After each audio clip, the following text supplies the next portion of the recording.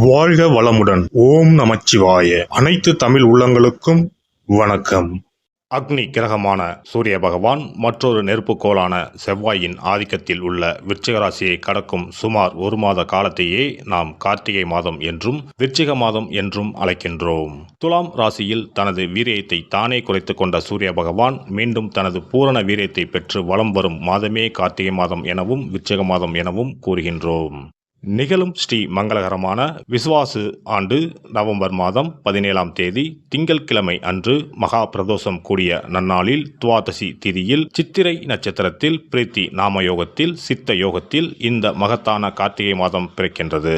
இம்மாத கிரகநிலை என எடுத்துக்கொண்டால் கார்த்திகை 1ஆம் தேதி 17/11/2025 அன்று கும்பராசியில் சனி பகவான் வக்ர நிவர்த்தி அடைகின்றார். கார்த்திகை மாதம் 2ஆம் தேதி 18/11/2025 அன்று கடகத்தில் குருவின் வக்கரம் நடக்கின்றது.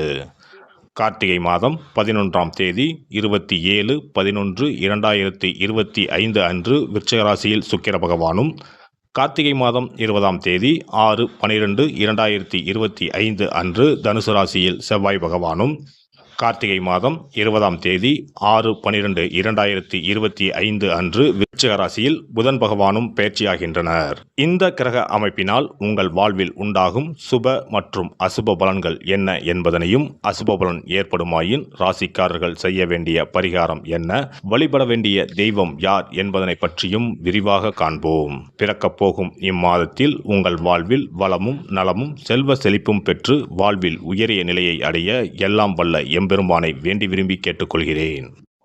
தனுசு ராசி அன்பர்களே, இம்மாத கிரக நிலைகளை ஆராய்ந்து பார்க்கும் பொழுது அஷ்டமத்தில் குரு பகவான் உச்சம் பெற்று சஞ்சரிக்கிறார். இது அவ்வளவு நல்லதல்ல. அலைச்சல் அதிகரிக்கும், ஆதாயம் குறையும், வளர்ச்சியில் தளர்ச்சி ஏற்படும், கொடுக்கல் வாங்கல்களில் புதியவர்களை நம்பி ஏமாற்றங்களை சந்திக்க நேரிடும், பயணங்களை திடீரென மாற்றி அமைப்பீர்கள், தொழிலில் குறுக்கீடுகளும் தொல்லைகளும் உண்டு, நினைத்தது ஒன்று நடந்தது ஒன்றுமாக இருக்கும், நீண்ட நாட்களாக கட்டுப்பட்டிருந்த நோய் மீண்டும் தலை தூக்கும். மாத தொடக்கத்தில் குரு பகவான் உங்கள் ராசிக்கு அஷ்டமத்தில் உச்சம் பெற்று சஞ்சரிக்கிறார். கார்த்திகை 2ஆம் தேதி முதல் அவர் வக்கரம் பெறுகிறார். இந்த வக்கர காலம் உங்களுக்கு நன்மை தரும் காலமாகவே அமையும். ராசிநாதனாகவும் 4ஆம் இடத்திற்கு அதிபதியாகவும் விளங்குபவர் குரு பகவான். குரு பகவான் வக்கரம் பெறும் பொழுது மிகுந்த நன்மையை உண்டாக்குவார். இடம் பூமி வாங்கும் யோகம் உண்டு. எதிர்கால முன்னேற்றம் கருதி எடுத்த முயற்சியில் வெற்றி கிடைக்கும். கடன் சுமை பாதிக்கு மேல் குறையும். பிள்ளைகளின் கல்யாண கனவுகளை நனவாக்குவீர்கள். மாதத்தின் தொடக்க நாளிலேயே சகாயஸ்தானத்தில் சஞ்சரிக்கும் சனி வக்ர நிவர்த்தி ஆகிறார். உங்கள் ராசிக்கு தனாதிபதியாக விளங்குபவர் சனி பகவான். அவர் வக்ர நிவர்த்தியாகும் இந்த நேரம் பொருளாதார பற்றாக்குறை அகலும். என்றாலும் மனக்குழப்பங்கள் கொஞ்சம் அதிகமாகவே இருக்கும். உடன்பிறப்புகள் வழியில் பிரச்சனைகள் மீண்டும் தலை தூக்கும். பாக பிரிவினைகள் முடிவுக்கு வந்தாலும் சொத்துக்கள் பிரிக்கப்படாமலேயே இருக்கும். பழைய வழக்குகள் முடிவுக்கு வந்தாலும் புதிய வழக்குகள் வர வாய்ப்புண்டு. வீண் பலிகளுக்கு ஆளாகாமல் பார்த்து கொள்வது உங்கள் புத்திசாலித்தனமாகும். கார்த்திகை 11ஆம் தேதி விருச்சிக ராசிக்கு சுக்கிர பகவான் செல்கின்றார். உங்கள் ராசிக்கு 6 மற்றும் 11 ஆகிய இடங்களுக்கு அதிபதியானவர் சுக்கிர பகவான். 6க்கு அதிபதி 12க்கு வருவது யோகம்தான். இழந்த வாய்ப்புகளை மீண்டும் பெறுவீர்கள். கரைந்த சேமிப்புகளை ஈடுகட்ட புதிய வாய்ப்புகள் உருவாகும். சுக்கிர மங்கள யோகத்தால் சுபகாரிய பேச்சுக்கள் முடிவிற்கு வரும். உத்தியோக உயர்வு, ஊதிய உயர்வு உண்டு. ஊர் மாற்றங்கள் கேட்டு விண்ணப்பித்திருந்தால் மேல் அதிகாரிகளின் ஆதரவு கிடைக்கும். கார்த்திகை மாதம் 20ஆம் தேதி உங்கள் ராசிக்கு செவ்வாய் பகவான் செல்கின்றார்.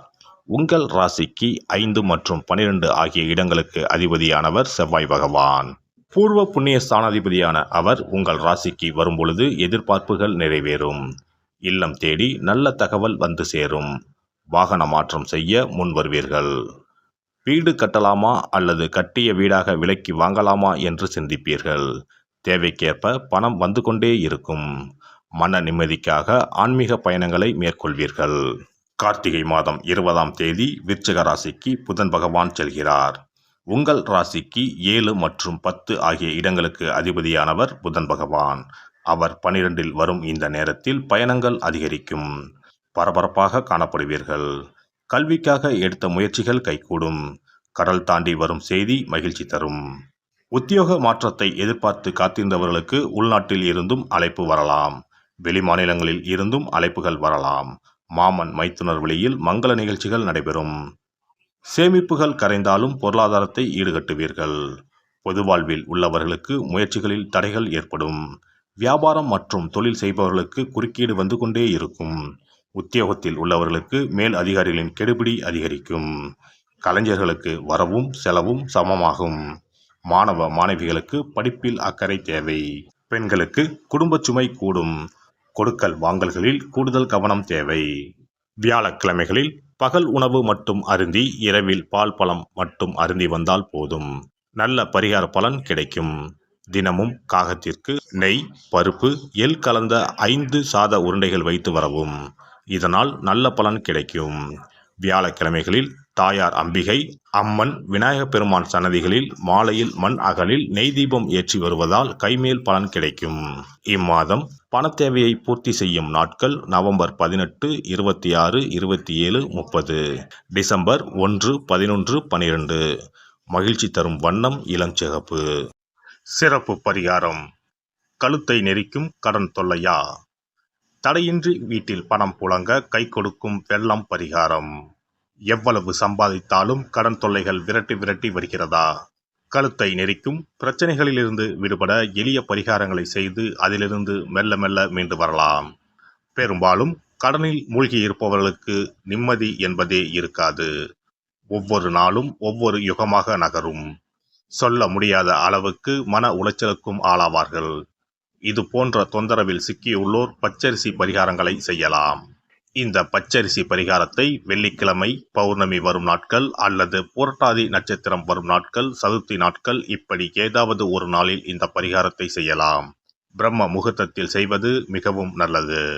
இதற்கு ₹1 நாணயம் மொத்தம் 11 எடுத்துக்கொள்ள வேண்டும். நாட்டு மருந்து கடைகளில் கிடைக்கும் புனுகு என்ற பொருள், ஜாதிக்காய், ஏலக்காய் போன்றவற்றையும் வாங்கி வைத்துக் கொள்ள வேண்டும். இப்போது 11 நாணயங்களின் மீதும் இந்த புனுகை சிறிது தடவி விட வேண்டும். மஞ்சள் அல்லது சிவப்பு நிற பருத்தி துணி ஒன்றை எடுத்துக்கொண்டு புனுகு தடவிய நாணயம், ஏலக்காய், ஜாதிக்காய் போன்றவற்றையும் அதில் போட்டு அனைத்தையும் முடிச்சு போட்டு ஒரு பாத்திரத்தின் உள்ளே வைத்துவிட வேண்டும். இந்த பாத்திரத்தின் மீது பச்சரிசியை கொட்டி மூடிவிட வேண்டும். குடும்பத்தில் அதிக சம்பளம் பெறும் நபர்கள் தூங்கும் இடத்தில் இதனை வைத்துவிட்டால் போதும். 48 நாட்களுக்கு இதனை தொடாமல் இருக்க வேண்டும். 48 நாட்கள் கழித்து பாத்திரத்தில் உள்ள ஏலக்காய், ஜாதிக்காய் ஆகியவற்றை தண்ணீரில் விட்டுவிட வேண்டும். பச்சரிசினை எறும்புகளுக்கு தானம் செய்து விடலாம். இதனால் பண கஷ்டம் நீங்கி பணம் பெருக துவங்கும் என்பது நம்பிக்கை. அதேபோல 27 மொச்சை கொட்டைகளுடன் சிறிது வெல்லத்தையும் எடுத்து உள்ளங்கையில் வைத்துக்கொண்டு ஓம் ஸ்ரீ மகாலட்சுமி தாயே போற்றி என்ற மந்திரத்தை 27 முறை சொல்ல வேண்டும். பிறகு ஒரு தண்ணீர் உள்ள ஒரு பாத்திரத்தில் மொச்சக்கொட்டை, வெல்லத்தையும் சேர்ந்து கலந்து பசுமாட்டுக்கு தரலாம் அல்லது ஓடும் ஆற்றில் கரைத்து விடலாம்.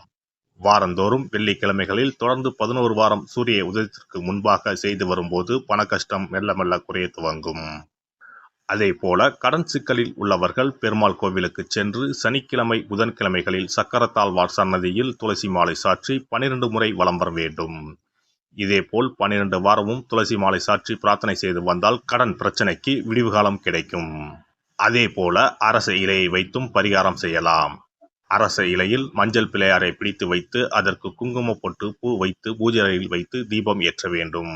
ஒரு வெற்றிலையை எடுத்து அதில் உங்களது கடன் தொகை எவ்வளவு என்பதையும் அந்த கடன் தீர வேண்டும் என்றும் எழுத வேண்டும்.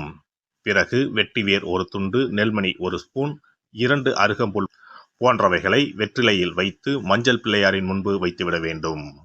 இப்போது பிள்ளையாருக்கு தீபாராதனை காண்பித்து கடன் பிரச்சனை சீக்கிரம் தீர வேண்டும் என்று பிரார்த்தனை செய்து கொள்ள வேண்டும்.